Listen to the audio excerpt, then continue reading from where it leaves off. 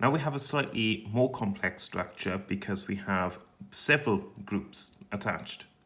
So again, we follow the main rule, which is that you have to find the longest carbon chain.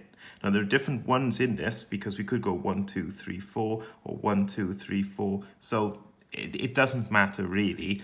You just have to make sure that you use whatever is the longest possible carbon chain. So I couldn't go 1, 2, 3 and then try to describe this group attached to it. So you want to pick the longest. The easiest one for me to see here is this 4. So 4 carbons would be but, and it's an alkane, so it's butane.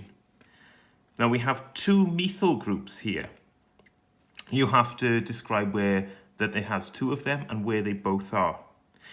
So what are these carbons? Well, this one here, this group here is next to this carbon, and this one is next to this carbon. So actually both of these groups are equal distances from the ends.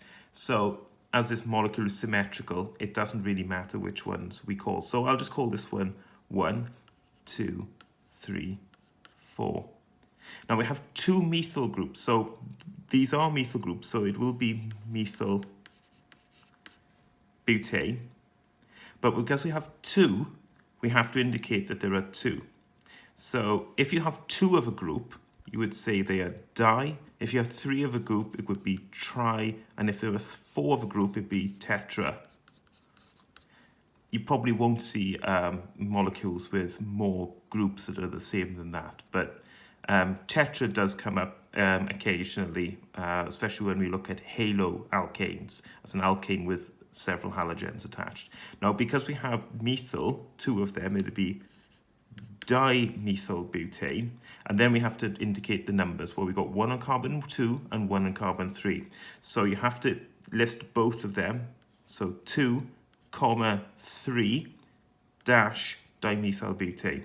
So you separate numbers with a comma, but numbers from words with a dash. And you see it's all lowercase. 2, 3 dimethylbutane.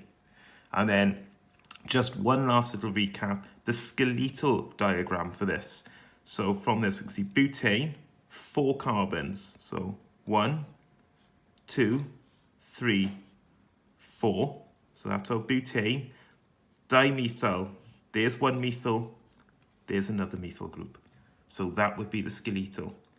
And then if we want to do the structural formulae, it would be CH3, CH, CH3, CH, CH3, CH3.